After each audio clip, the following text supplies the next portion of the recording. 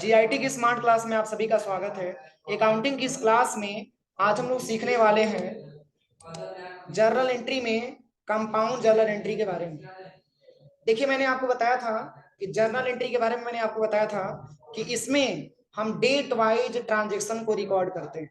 मैंने बताया था ना, डेट वाइज ट्रांजेक्शन को रिकॉर्ड करते हैं और जिसे बुक्स ऑफ ओरिजिनल एंट्री के नाम से भी जाना जाता है।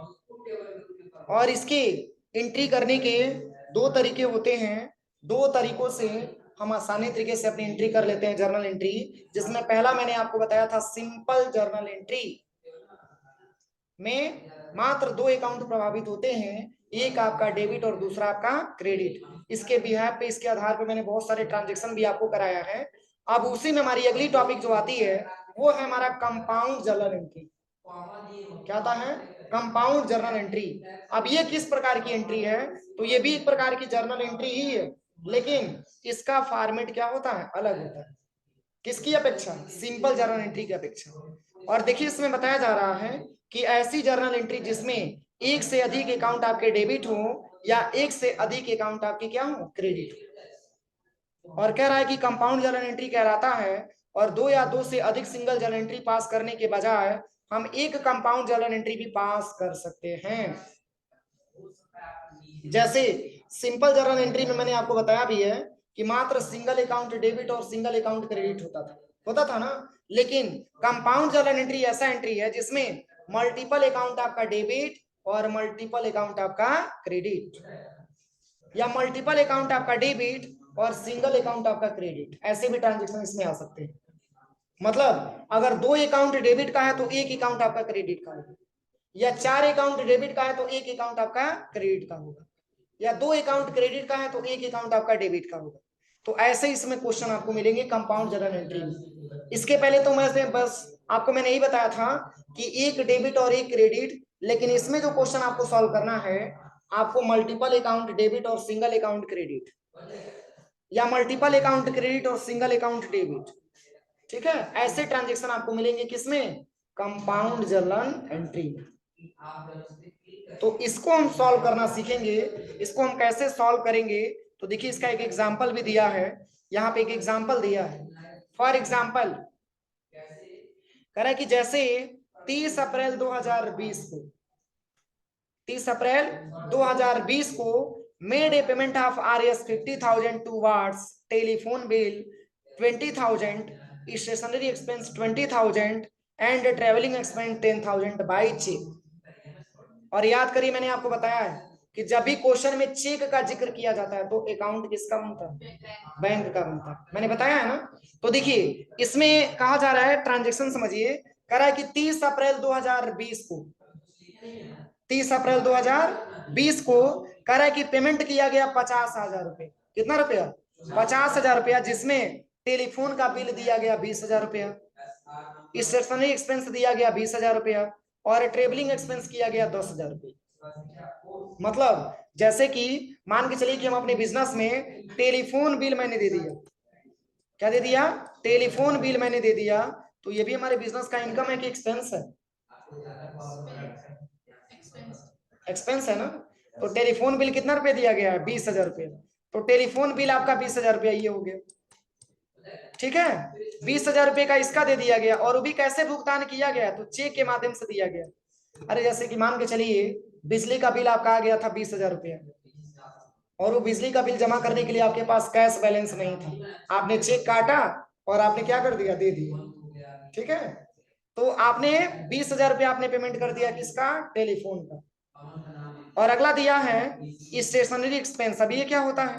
तो स्टेशनरी एक्सपेंस के बारे में बात करें तो जैसे ऑफिस में जो हम सामान यूज करते हैं, जैसे मान के चले कि ऑफिस में रजिस्टर की रिक्वायरमेंट आ गई, ऑफिस में कलम की रिक्वायरमेंट आ गई, ऑफिस में मान के चले कि इरेजर की रिक्वायरमेंट आ गई, ये सब हमारे जितने भी हमारे एक्सपेंस होते हैं उसको ऑफिस एक्सपेंस बोला जाता है, स्टेशनरी एक्सपेंस बोला जाता है।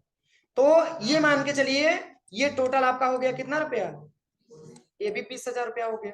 इसका भी मान के चलिए मैंने स्टेशनरी का कुछ मैंने खर्चा किया, स्टेशनरी का मैंने कुछ खर्चा वर्चा किया या कुछ सामान वामान खरीदा, जिसमें उसका भी पेमेंट मैंने किससे कर दिया? चेक से। और कितना रुपया? 20,000 रुपया। अब देखिए, इसका भी पेमेंट मैंने चेक से किया 20,000 रुपया, और इसका भी पेमेंट मैंने चेक से किया 20,000 रुपया।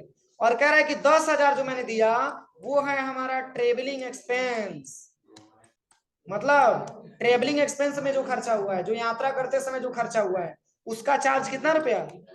10,000 रुपया। उसका चार्ज है कितना रुपया? 10,000 रुपया। अब देखिए इसमें कौन कौन सा अकाउंट बनेगा। एक आपका टेलीफोन बिल बनेगा, एक आपका स्टेशनरी एक्सपेंस बनेगा, और एक आपका ट्रेवलिंग एक्सपेंस बनेगा। तीनों हमारे बिजनेस के क्या हैं? खर्चे हैं। तो खर्च हैं, तो इसको हम किस अकाउंट के अंतर्गत रखेंगे? नॉमिनल अकाउंट के अंतर्गत रखेंगे। क्योंकि नॉमिनल अकाउंट के रूल में खर्चों को डेबिट किया जाता है, एक्सपेंस को डेबिट किया जाता है। तो एक्सपेंस जैसे टेलीफोन बिल आपने दिया है तो भी आपके बिजनेस का खर्चा ही तो है, उसको भी हम डेबिट करेंगे। क्या करेंगे? इसको भी हम डेबिट करेंगे। और स्टेशनरी एक्सपेंस ये भी हमारे बिजनेस का क्या हो जाएगा? डेबिट हो जाएगा। और प्लस ट्रेवलिंग एक्सपेंस ये भी हमारे बिजनेस का डेबिट हो जाएगा। लेकिन ये तीनों बैलेंस अगर हमारा डेबिट का हो गया तो दे किससे रहा है? किससे पैसा दिया जा रहा है? चेक से दिया जा रहा है। तो चेक चूंकि बैंक की हम जिक्र करेंगे, और बैंक एक प्रकार का पर्सनल अकाउंट है, और बैंक से ही पेमेंट दिया जा रहा है, तो बैंक गिवर हुआ ना। तो गिवर को हम क्रेडिट करते हैं कि डेबिट? क्रेडिट करते हैं। किस रूल के हिसाब से? पर्सनल अकाउंट के हिसाब से। तो पर्सनल अकाउंट के हिसाब से हम बैंक को क्रेडिट कर देंगे, और नॉमिनल रूल के हिसाब से इन तीनों को डेबिट कर देंगे।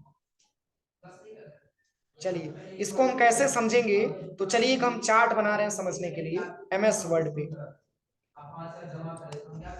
एमएस वर्ड पे हम चार्ट क्रिएट कर रहे हैं। देखिए इसमें भी इंसर्ट पे आना है, और यहां से हम ले लेते हैं सबसे पहले यहां से टेबल, और यहां से 1 2 3 4 5, और यहां से ले लेते हैं इतना से। अब देखिए इसको हम ड्रैग एंड ड्रॉप कर लेते हैं। अब रुकिए पहले इसको हम हटा देते हैं।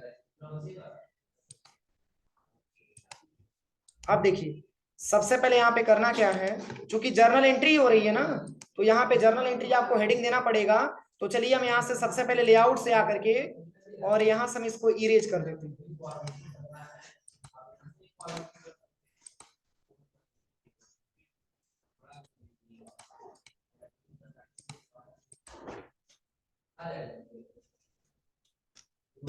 यहाँ पे आपको हेडिंग लिखना है जर्नल।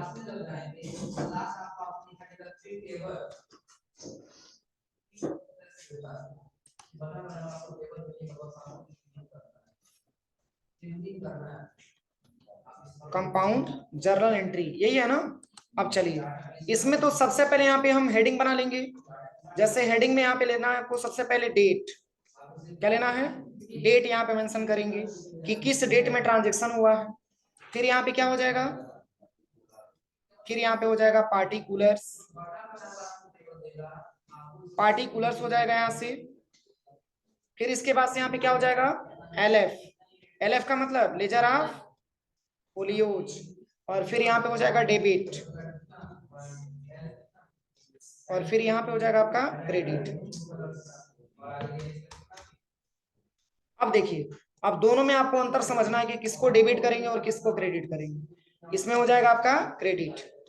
अब देखिए सबसे पहले अगर हम डेट के बारे में बात करें तो किस डेट में ये ट्रांजेक्शन हमारा हो रहा है, इस डेट को हमको यहाँ पे मेंशन करना पड़ेगा। तो इस डेट को अगर हम देखेंगे तो देखिए 30 अप्रैल का ये मेंशन हो रहा है, 30 अप्रैल का ये ट्रांजेक्शन हो रहा है, 30 अप्रैल 2020 को ट्रांजेक्शन हो रहा है। चूंकि ये कई डेट में है तो ये कई डेट में हम इसको मेंशन करेंगे। तो यहाँ पे सबसे पहले आप लिख दीजिएगा 30 अप्रैल 2020, यही है ना, 30 अप्रैल 2020। बस यहाँ पे हम टाइप कर देंगे 30 अप्रैल 2020, 30 अप्रैल 2020। अब देखिए चूंकि पार्टिकुलर की बात हो रही है, और पार्टिकुलर में मैंने आपको बताया है कि डेबिट साइड वाला अमाउंट हमेशा ऊपर रहता है, और क्रेडिट साइड वाला अमाउंट आपका नीचे रहता है। तो जैसे तो पहले तो इसमें आपको ये समझना है कि डेबिट हमने किसको किसको किया है। तो देखिए पहले आपको क्वेश्चन पढ़ना है, और क्वेश्चन पढ़ने के बाद तब आपको डेबिट और क्रेडिट आपको छांटना है। तो देखिए अगर हम क्वेश्चन में बात करें तो इसमें पहला लिखा है, कह रहा है कि 30 अप्रैल 2020 को पेमेंट किया गया जिसमें 50,000 रुपया टेलीफोन बिल का दिया, जिसमें कह रहा है कि 50,000 रुपया पेमेंट किया गया जिसमें टेलीफोन बिल 20,000 रुपया देना पड़ा। तो टेलीफोन बिल की बात हो रही है, तो ये भी हमारे बिजनेस का क्या होगा? खर्चा होगा। तो यहाँ पे हम मेंशन करेंगे सबसे पहले टेलीफोन बिल। क्या हो जाएगा अकाउंट, क्या हो जाएगा डेबिट,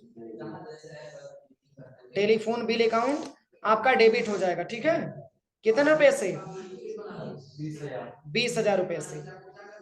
यहाँ पे थोड़ा सा आप डैश भी दे सकते हैं। और यहाँ पे डेबिट साइड में आने के बाद इसमें बैलेंस फिलअप कर देंगे कितना 20,000 रुपया। अगला क्या दिया है,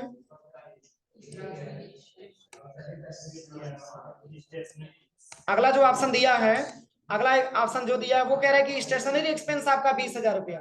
तो स्टेशनरी एक्सपेंस देखिए, जब एक्सपेंस जुड़ जाए तो आप ये समझिए कि आपका जाएगा नॉमिनल अकाउंट में, और एक्सपेंस है तो एक्सपेंस को हम डेबिट कर देते हैं नॉमिनल अकाउंट के हिसाब से।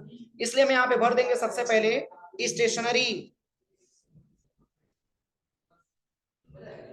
स्पेलिंग एक्सपेंस, यही है ना। अच्छा ARY है। स्टेशनरी एक्सपेंस कितने रुपए है, ERY है।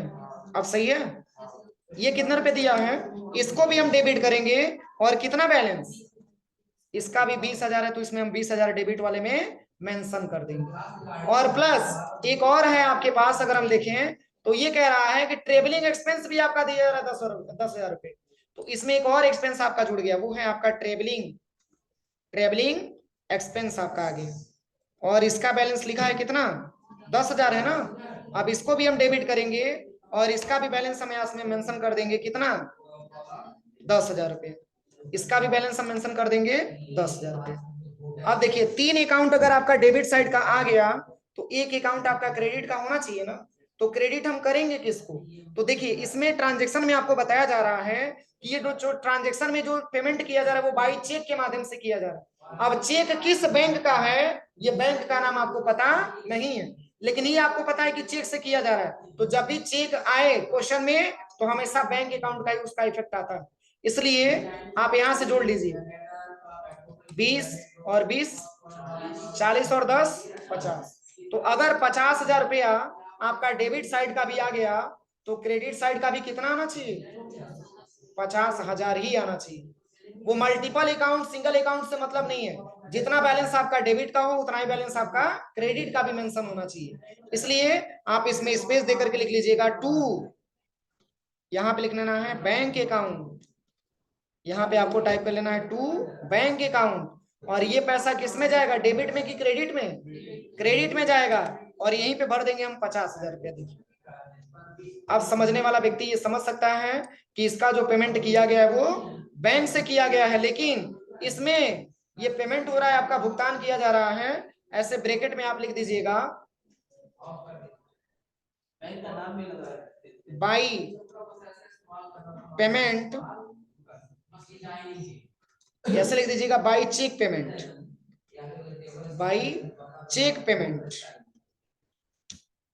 RS 50,000। यही आपका क्वेश्चन बने, मिला लीजिए सही है कि गलत है। अगर बैंक का नाम पता है तो बैंक का नाम रखेंगे, और बैंक का नाम नहीं पता तो ओनली बैंक अकाउंट मेंशन कर देंगे, तो भी ट्रांजैक्शन गलत नहीं है। इसमें किसी को कोई प्रॉब्लम हो तो पूछिए, कोई दिक्कत है पीछे, कोई दिक्कत, कोई प्रॉब्लम बोलिए, कोई प्रॉब्लम नहीं है। इसको डेबिट कैसे कर रहे हो, यहां तक मैंने सिंपल जनरेटिव पढ़ा के लेके आया, अभी तक कंफ्यूजन है।